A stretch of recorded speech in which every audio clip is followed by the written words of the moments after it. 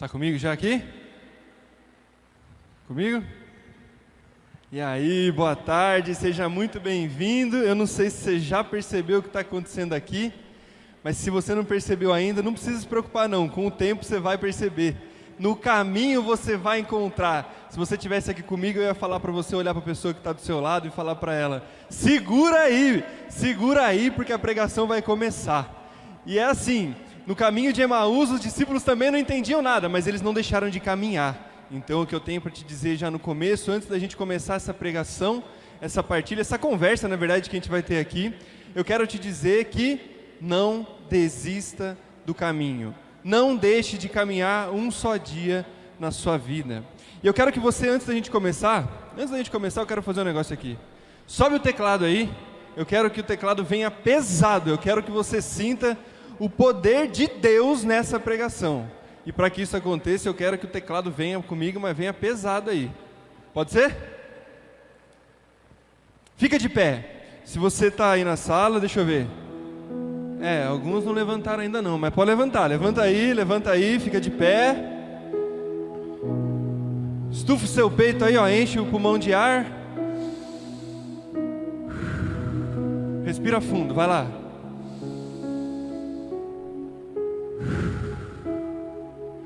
Senhor Jesus, nessa tarde eu quero entregar e confiar as Tuas mãos, todos aqueles que ouvem a minha voz, que vêm ao meu rosto aí pela tela do celular, pelo computador, pela TV.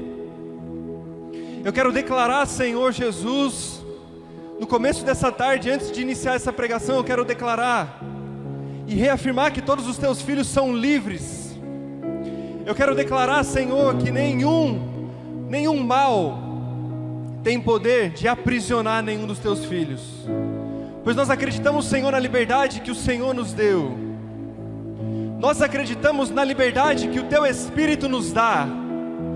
E por isso, Senhor, antes de começar, eu te peço que o Senhor abra a mente e os corações, os olhos e os ouvidos de todo aquele que ouve a minha voz, para que não seja, Senhor, a minha voz a penetrar no coração dessas pessoas, mas seja o Teu Santo Espírito, Jesus. Assim como aqueles disseram em outrora: fica conosco. Eu te peço, Senhor, que no começo dessa tarde o Senhor possa ficar conosco como amigo, como companheiro, como protetor. Por isso nós confiamos tudo ao Senhor. Tudo que somos, tudo que seremos, tudo que temos e havemos de ter, confiamos às Tuas mãos, porque nós sabemos que as Tuas mãos sabem muito mais o que fazer do que as nossas mãos. Por isso eu quero declarar, filho e filha, no começo dessa tarde, que você é livre. Você tem liberdade. Você foi criado para governar sobre todas as coisas, porque você é um filho e uma filha de Deus. Se você ainda não está com ela aí na mão, eu convido você a pegar a sua Bíblia, aquela Bíblia empoeirada que eu tenho certeza que você tem aí na sua estante, aberta no Salmo 90. Pega aí a sua Bíblia, abre ela comigo, no Evangelho de São Lucas, capítulo 24, versículo 13. Lucas 24, 13. A produção pode botar aí nos comentários. Gostei desse negócio de ter uma produção, sabe? Lucas 24, 13. Enquanto você procura aí, vou me apresentar. Me chamo Paulo Vinícius, sou casado com a apresentadora de retiro mais linda desse mundo. Pai da próxima santa da cidade de Bauru, chamada Maria Liz. E a minha família inteira entregue a Deus. E aqui em Bauru a gente faz o que Deus quer. A gente faz aquilo que Ele pede para nós, sem querer nada para nós, mas querendo tudo para os outros. É assim, até ingrato a vida com Deus. A gente não quer nada para nós, quer tudo para os outros. Então, para você, filho, eu espero que Deus derrame tudo que Ele tem reservado para você, porque quando Deus te enche, você transborda na vida dos outros. Só é feliz quem transborda da graça de Deus. Não tenha medo de transbordar. Se encha de Deus, mas deixa se transbordar na vida do outro. Lucas 24:13 vai falar do caminho de Emaús. Naquele mesmo dia, 2 deles iam em direção a uma aldeia chamada Emaús, distante cerca de 2 léguas de Jerusalém. Iam comentando tudo o que tinha acontecido.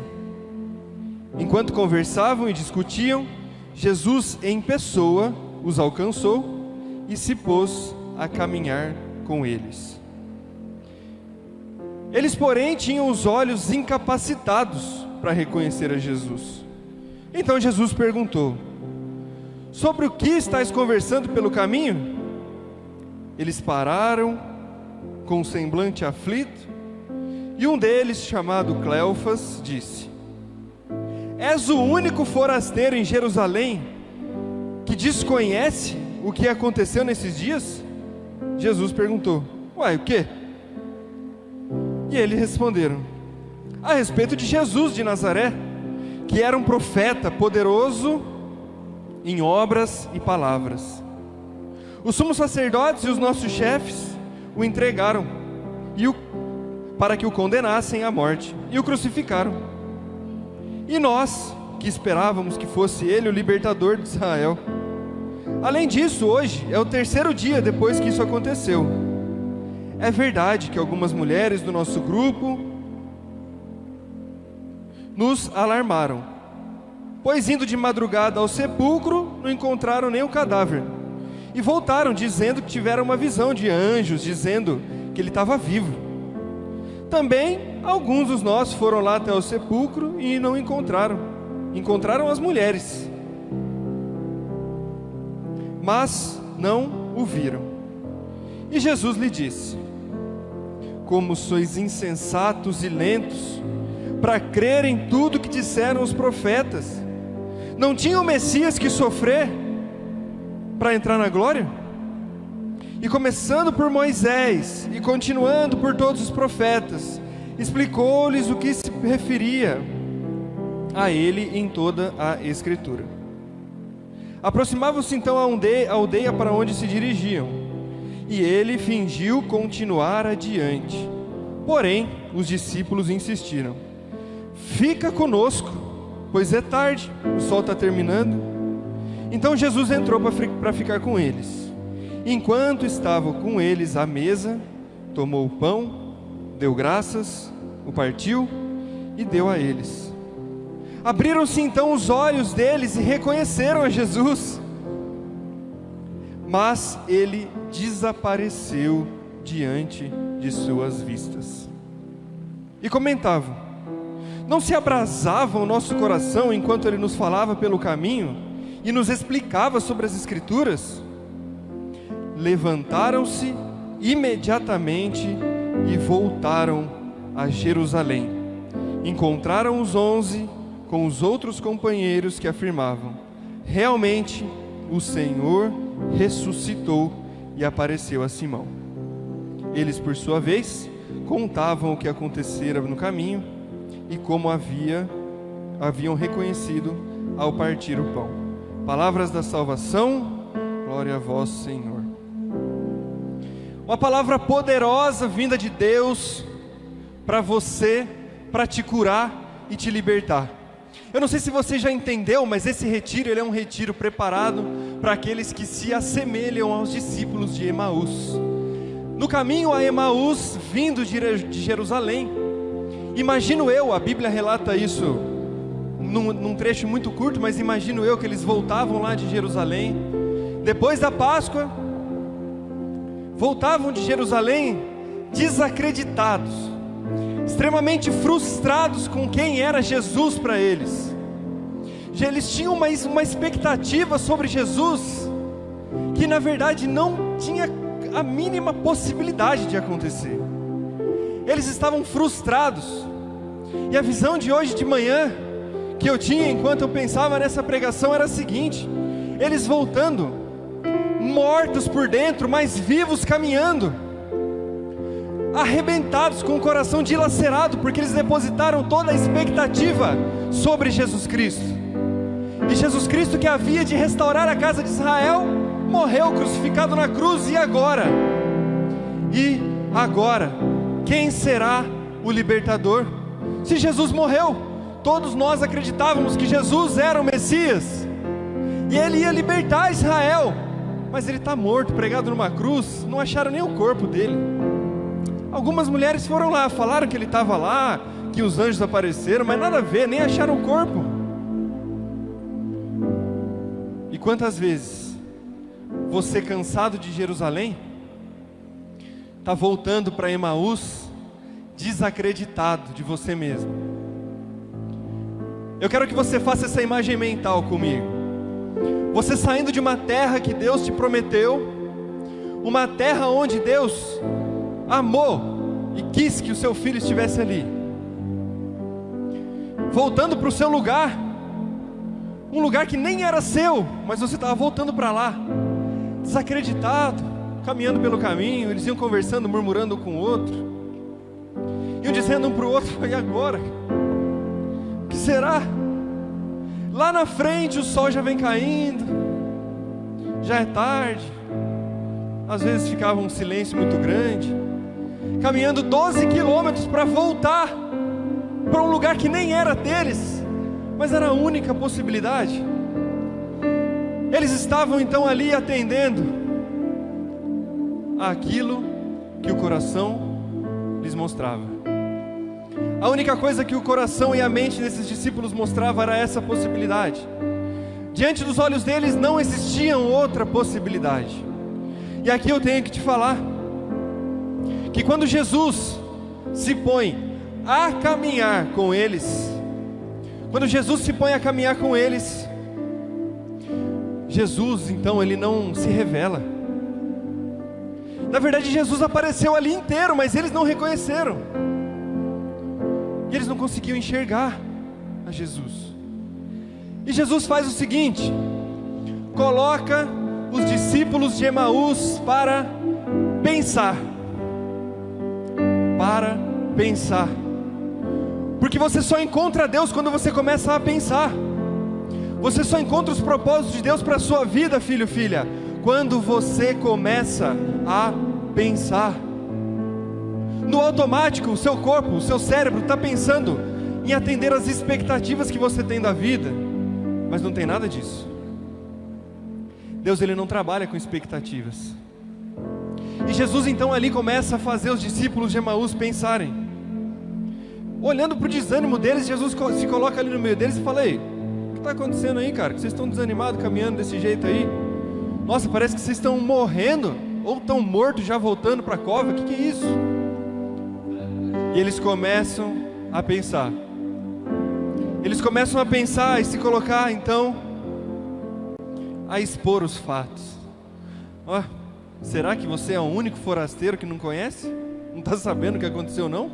Foi mó barulheira lá em Jerusalém.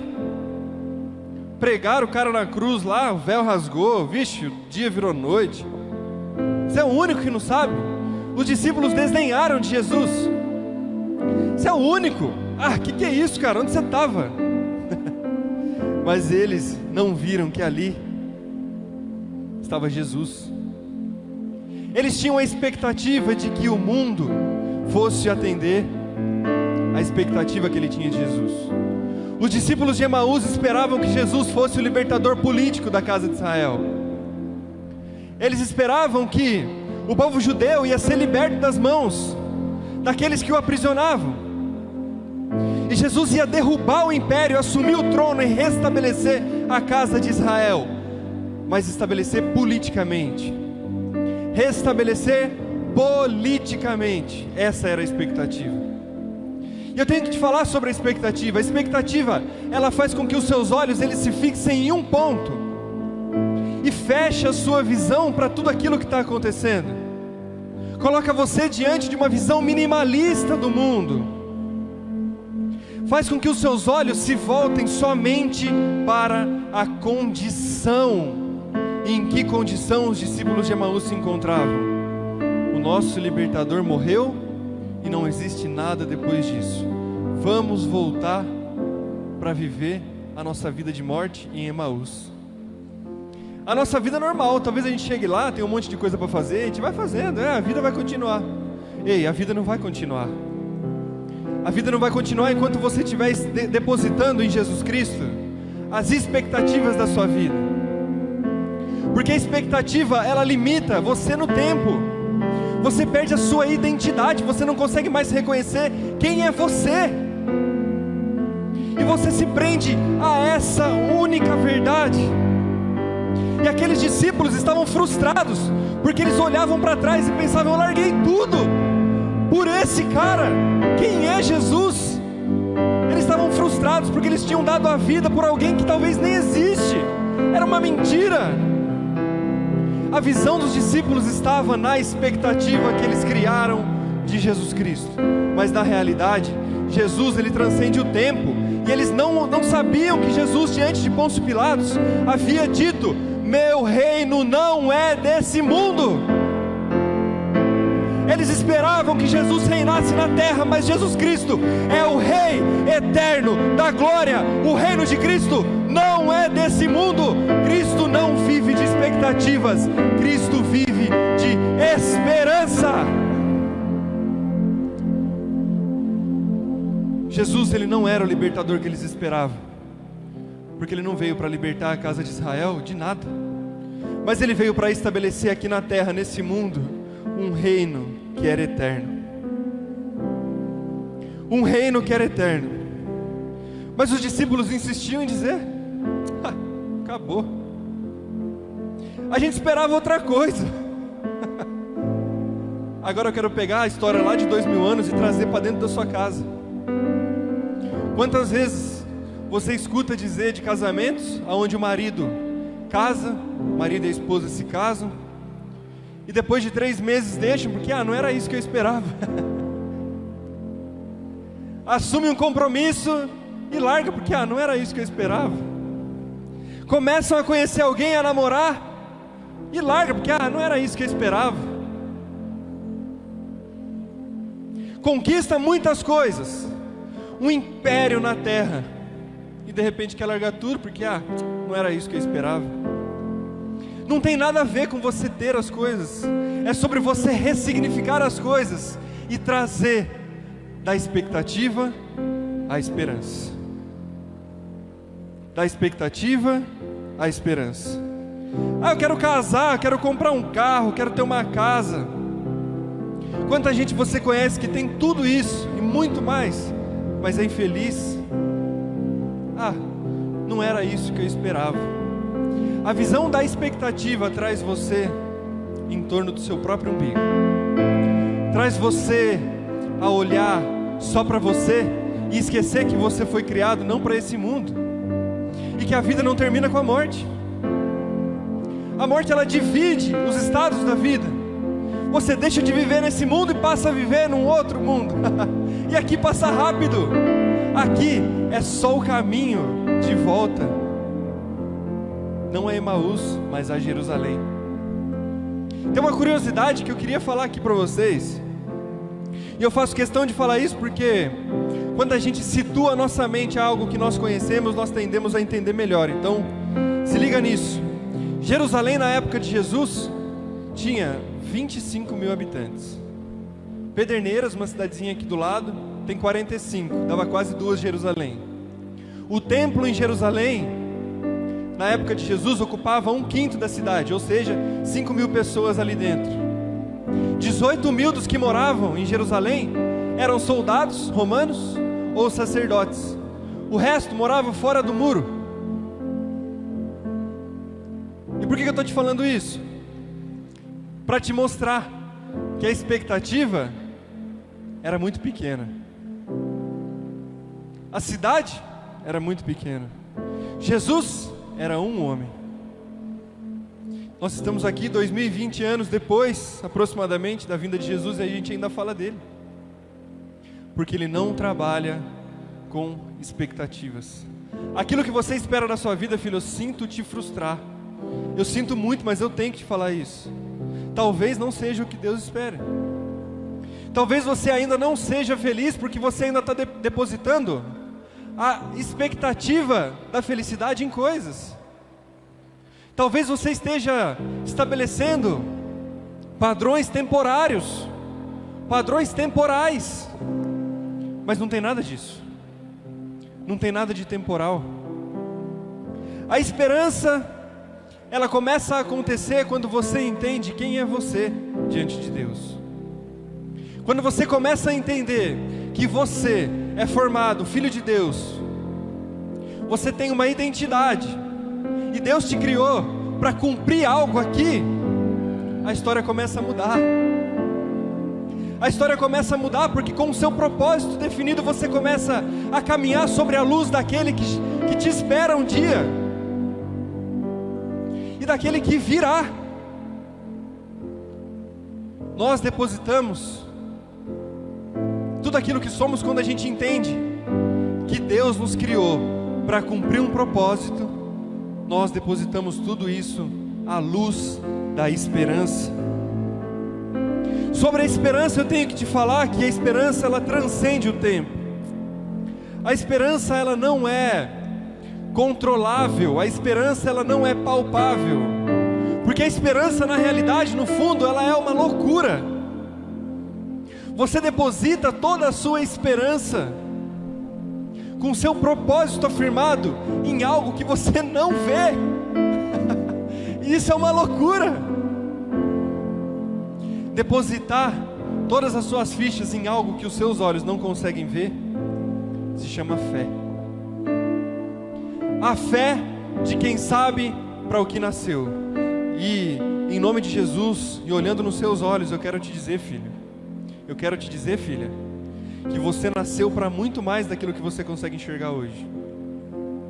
Eu quero te dizer que o seu propósito, ele vai muito além daquilo que você pode ver hoje. E talvez você esteja dizendo: eu preciso voltar para Emaús, porque é lá que eu tenho que ficar mesmo. Isso não vai dar em nada. Jesus caminha com você e você ainda não viu, porque você está caminhando à luz da expectativa. Que os teus olhos se abram à luz da esperança. Eu quero que você, se você puder, fique de pé de novo. Fique de pé de novo. Ou se você também não quiser ficar de pé, que você faça pelo menos esse exercício. Feche seus olhos.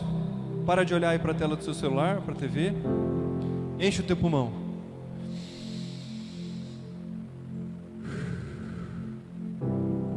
Respira fundo.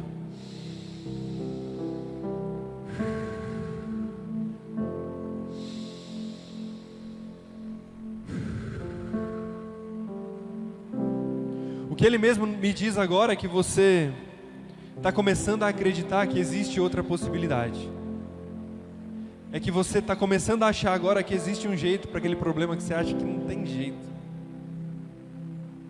Isso porque você começou a entregar toda a sua expectativa não mais a essa luz temporal, mas uma luz que transcende o tempo. A luz da esperança. Eu tenho que te dizer que a luz da esperança, ela é uma loucura. E Jesus, ele vivia a esperança. Naquele tempo, quando alguém era entregue ao rei, ele tinha direito de resposta. Ele tinha o direito de exercer a sua defesa. Aquele que era condenado diante de Pôncio Pilatos, ele poderia olhar ali e falar assim: opa, não é bem assim. O que estão falando de mim aí é mentira. O que estão falando de mim é... isso aí não tem nada a ver. Às vezes, Jesus poderia usar essa desculpa para falar assim: mas eu preciso ficar mais aqui, porque eu preciso converter mais pessoas. Sabe o que Jesus fez diante de Pôncio Pilatos? Nada. Ele não exerceu nem o seu direito de resposta. Jesus, ele não quis nem tentar se livrar da cruz. Que loucura! E por quê? Porque Jesus Cristo, Filho do Deus vivo, veio na terra com um propósito: livrar a sua alma das garras do inimigo, te libertar daquilo que te aprisiona, trazer você à luz, você que caminhava na escuridão, dizer para você que Emaús não é o teu lugar, mas que o teu lugar é Jerusalém, custe o que custar. Jesus, ele queria dizer para você que, olhando para trás, mesmo que a cruz o esperasse, reafirmar o seu propósito e seguir, porque muitas vezes, diante das da sua vida, você vai se dispor a ajudar as pessoas, mas ninguém vai te reconhecer. E não é sobre reconhecimento, é sobre a graça de Deus sobre a sua vida, filho. É sobre aquilo que você pode fazer e não sobre aquilo que os outros podem fazer, sobre o reconhecimento que as outras pessoas vão ter, sobre aquilo que você faz. Não é sobre isso, é sobre o sacrifício realizado em Jerusalém. Por isso, os discípulos de Emaús, quando reconheceram a Jesus, eu fico imaginando a cara deles, eu fico imaginando o que eles pensaram no momento que eles reconheceram Jesus na partilha do pão. No momento que eles reconhecem Jesus e Jesus some diante dos olhos dele, a Bíblia vai dizer que eles falavam assim: bem que o nosso coração esquentava, né, quando ele estava falando. Eu imagino que eles estavam dando uma desculpinha para si mesmo. Né, você conheceu, né, eu sabia que era Jesus. Você não sabia nada.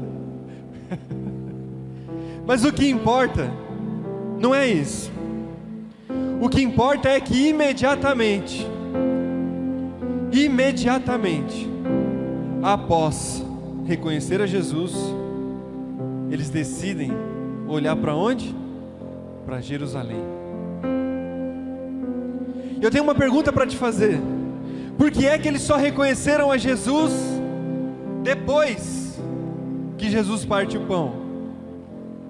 Você já parou para pensar nisso? Eles caminharam 12 quilômetros com Jesus e não reconheceram.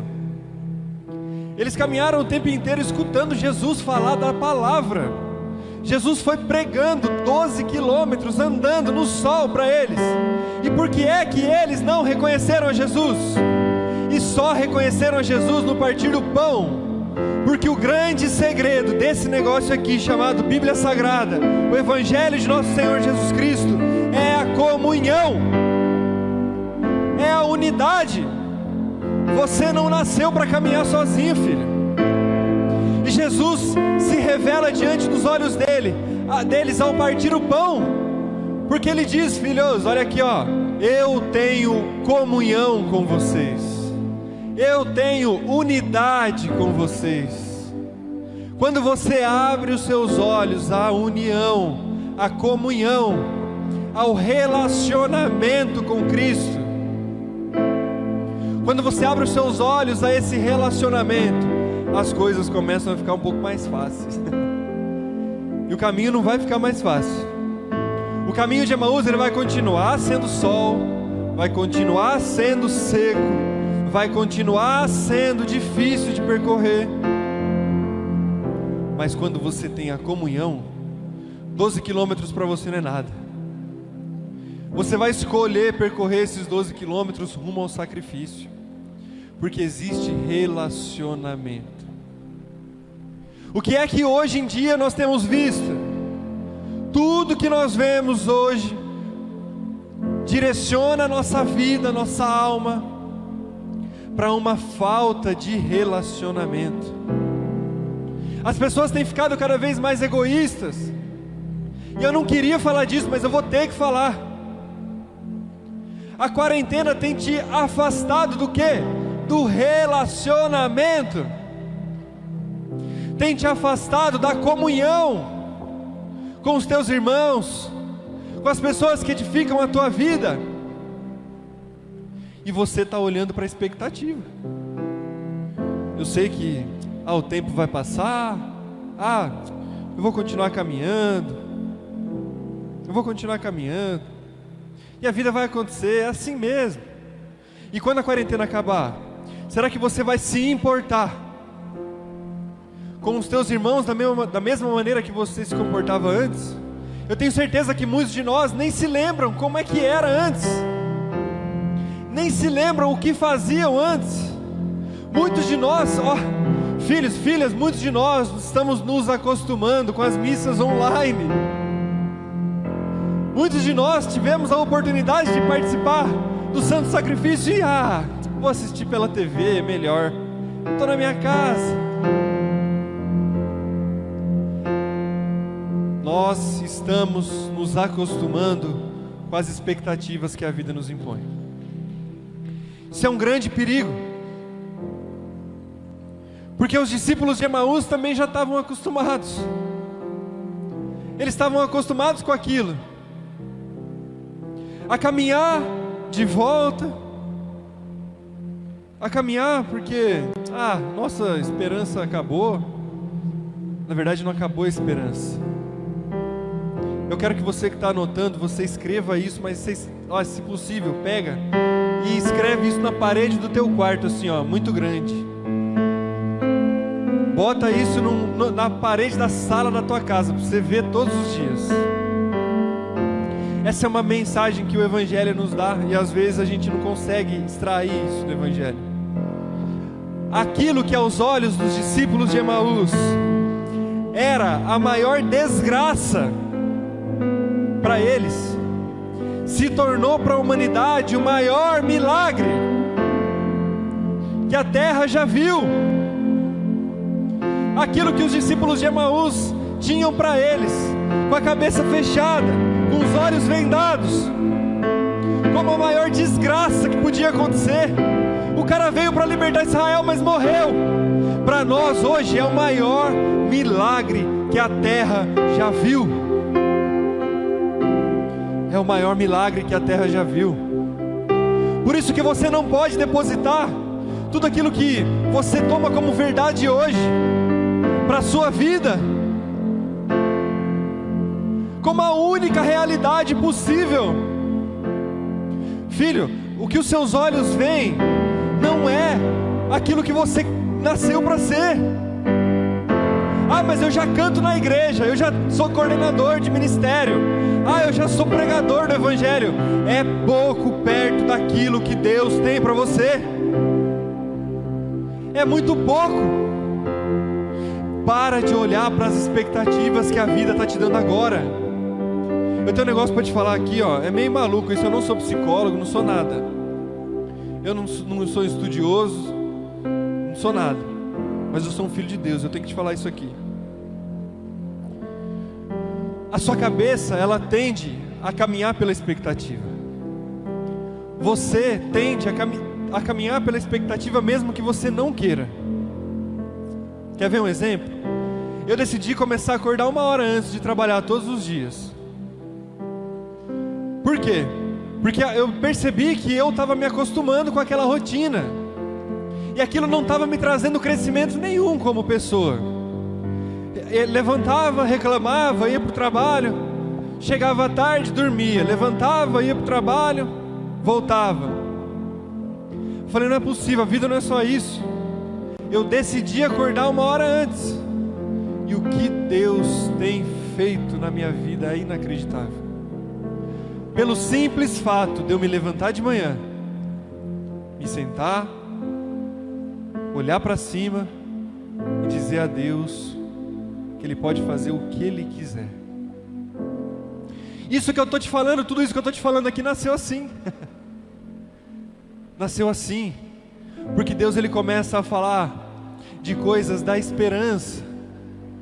Deus Ele começa a falar de coisas que os teus olhos não enxergavam antes, de coisas que você nasceu para ser, e você foi criado para ser, que você não enxergava antes. E quando você se decide quebrar as regras da preguiça, as regras do só mais um minutinho, as regras do soneca no celular, a sua cabeça é obrigada a começar a pensar diferente. E começando a pensar diferente, você vai enxergar possibilidades que não existiam antes. E aí Deus, Ele começa a trabalhar, Ele começa a caminhar com você, porque aí começa a existir um relacionamento. E você começa a caminhar, e Jesus vai caminhando com você, e você vai ganhando intimidade, você vai se relacionando, e você vai percebendo que você não nasceu para ser só isso, que a vida ela não se resume a só isso, que a vida ela é muito mais, e que quando eu transbordo, eu derramo na vida das outras pessoas, e esse derramar gera vida nas outras pessoas, e você começa a se alegrar com esse derramar na vida do outro.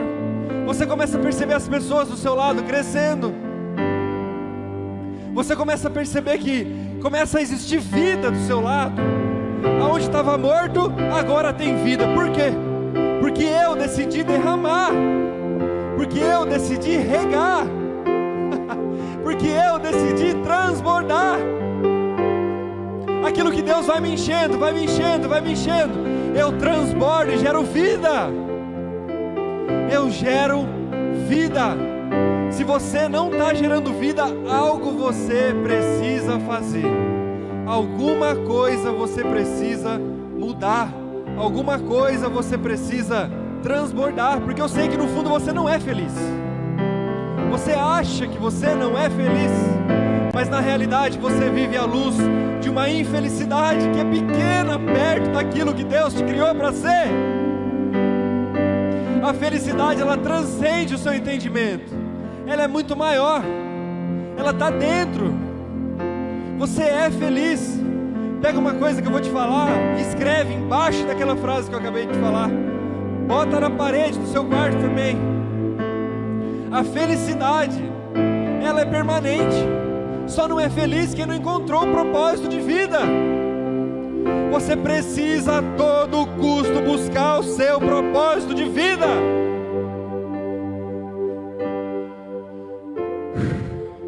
Respira fundo. Bota oxigênio no teu cérebro aí.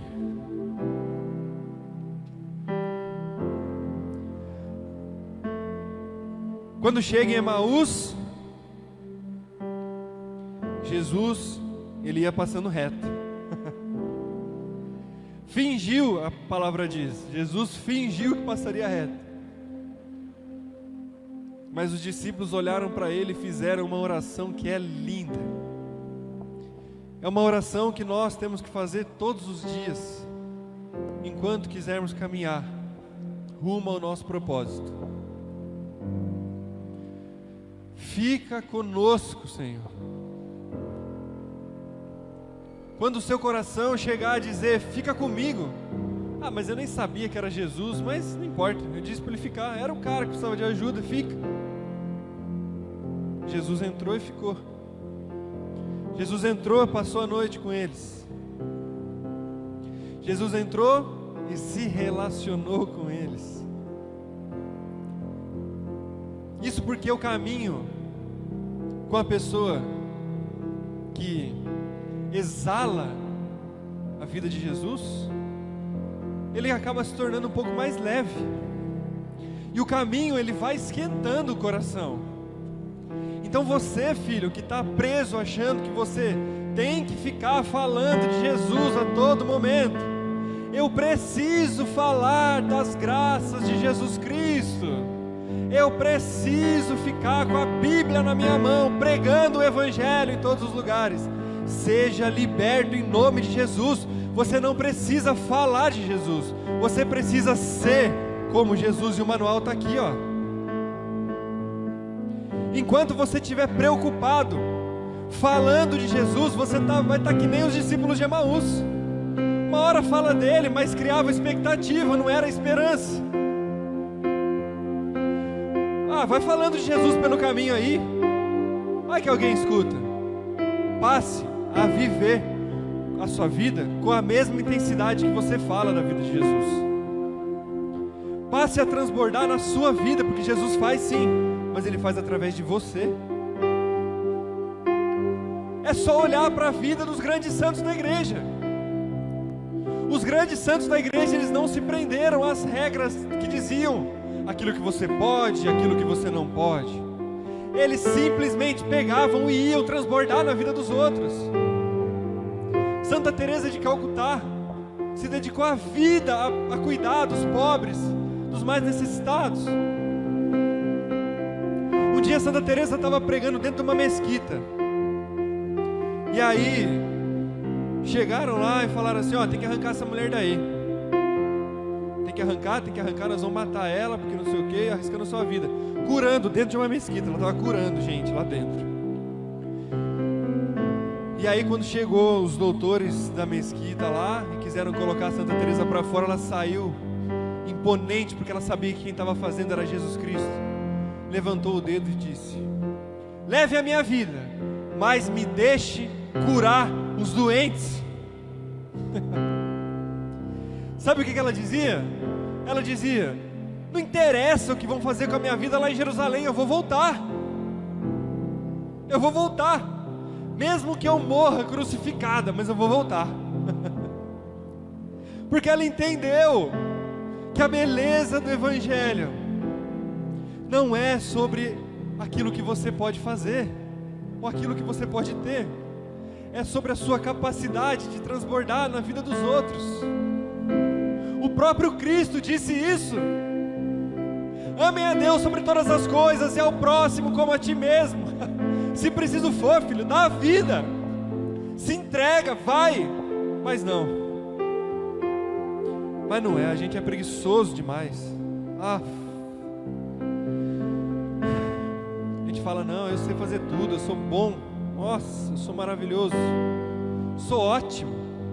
E aí quando você acerta uma, você vai lá e fala assim: ó, irmão, foi Deus que fez.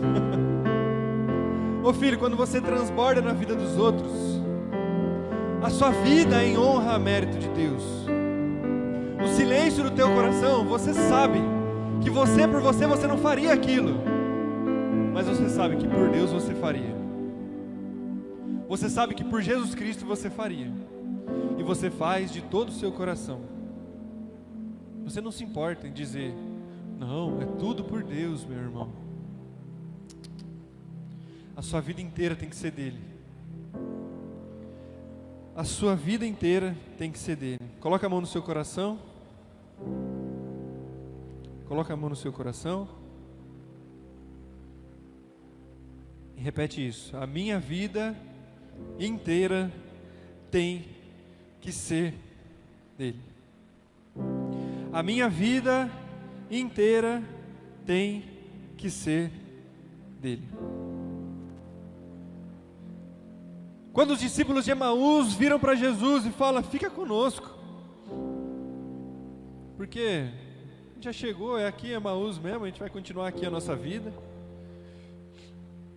a gente vai continuar aqui porque, é assim mesmo. Sabe o que eles estavam querendo dizer? Fica aí, se eu morrer amanhã, não faz diferença mesmo. Mas o sentido da oração, quando Jesus se revela na partilha do pão para eles, a oração ela passa de fica conosco, porque se a gente morrer, não tem nada a ver mesmo. Essa frase ela inverte. Essa frase ela inverte, o sentido dela passa a ser: fica conosco, porque hoje pode ser o último dia da minha vida. Fica conosco, porque e se hoje for tudo? E se hoje for o dia que o Senhor escolheu para me receber aí? E se hoje for o dia em que eu escolhi voltar para o meu propósito? E se hoje for o dia que Deus escolheu para você voltar ao seu propósito? E se? E se? Até quando você vai evitar de dizer para Jesus: fica comigo? Mas a minha vida é uma porcaria. Mas a minha vida é uma porcaria. Deus te criou para mais que isso. Mas você fala isso porque você não sabe o que acontece aqui em casa. Você também não sabe o que acontece aqui em casa. Mas a minha vida não tem mais sentido. Você não sabe quantas pessoas dependem da sua vida para ter vida. E é isso que Deus, Ele quer afirmar no teu coração. Eu quero rezar por você agora, mas no sentido de orar por você. Eu quero orar por você no mesmo sentido dos olhos dos discípulos de Emaús na decisão que eles tomaram a partir do momento em que eles se encontraram com Jesus e que eles reconheceram a Jesus. Quando eles reconhecem a Jesus, automaticamente eles olham para trás e veem o quê? Jerusalém. Em Jerusalém, depois da morte de Jesus, estavam matando cristão a rodo, estavam pregando cristão no poste, metendo fogo lá para fazer tocha na cidade. Era isso que estavam fazendo. perseguindo cristãos, sendo morto por nada, pelo simples fato de serem cristãos. Mas eles olharam para trás e viram que a única possibilidade era Jerusalém, a cidade amada por Deus, a cidade celeste incrustada na terra, aquele lugar aonde o sacrifício subia e alcançava o céu. Eles descobriram que a única possibilidade era voltar a Jerusalém, porque eles entenderam o propósito da vida do Salvador e queriam participar do reino celeste junto a Cristo, mesmo que pregado numa cruz. E eles imediatamente, diz a palavra, imediatamente decidem voltar a Jerusalém. Imediatamente eles decidem voltar a Jerusalém. Eu quero que você coloque a mão no teu coração, porque eu quero rezar com você. E se preciso for, eu quero que você olhe para Jerusalém e veja os teus irmãos morrendo queimados lá. Eu quero que você olhe para Jerusalém e veja a cidade em chamas. Eu quero que você olhe para Jerusalém e veja que existe uma fogueira de cristãos queimando, mas queimando sorrindo. Como pode, meu Deus? Porque eles entenderam que o propósito de vida era derramar sobre a vida dos outros, era derramar a vida sobre a vida dos outros, era entregar tudo que existia de mais precioso para que os outros se salvassem, era entregar a vida se preciso fosse. E eu quero te pedir, filho, pelo poder do nome de Jesus, que você olhe para trás e veja quanta gente tem morrendo, esperando você olhar para trás e ver Jerusalém, a cidade celeste, que mesmo que em chamas não se apaga, mesmo que em chamas não perde o amor, o calor, a entrega da vida pelo outro, que acolhe judeus, que acolhe israelitas, que acolhem católicos, que acolhem todo tipo de gente. Essa é a cidade celeste, filho. Você não nasceu para separar nada, você nasceu para unir. Em nome de Jesus, filho, eu te peço, entenda isso e coloque isso no teu coração. Feche teus olhos, coloca a mão no teu coração. Eu vou começar uma oração e o ministério vai rezar poderosamente por você.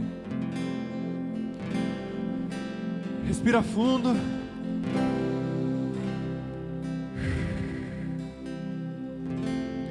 Senhor Jesus, eu te peço que os nossos olhos se voltem se voltem para Jerusalém, a cidade celeste. Que os nossos olhos se voltem, que pelo caminho a gente não sinta o peso que nós estamos sentindo agora, esse peso de nos afastar, esse peso de ir embora. Eu te peço que no caminho de volta o Senhor nos carregue no colo se for preciso, Senhor, mas que a gente entenda que cada pessoa que está ouvindo aqui a minha voz, entenda que santo é o teu nome e existe um reino no céu pronto para nos receber pronto para receber você, a sua casa, a tua família, todos aqueles que ganharam vida a partir de participar, só do simples fato de estar do seu lado. Que as pessoas sorriam na tua presença como sorririam se estivesse na presença de Jesus. Eu declaro, Senhor, pela autoridade que nos foi dado de filho aqui na terra, que se abram os olhos à esperança, Jesus, a esperança que não se acaba, a esperança que não se apaga, a esperança da casa do céu. Eu te peço, Jesus, que as escamas caiam imediatamente dos olhos daqueles que não enxergam, que só existe vida quanto mais vida a gente dá, quanto mais você gera vida, mais vida você terá. E eu peço pelo nome de Jesus que você entenda isso, que o poder do Espírito Santo transborde a tua casa, inunde o teu ser, e te leve de volta a Jerusalém, aonde habita a felicidade, aonde habita o propósito, aonde habita aquilo que Deus te criou para ser. Coloca a mão no teu coração, o ministério vai rezar com você. Seja liberto pelo nome de Jesus. Seja liberto pelo nome de Jesus.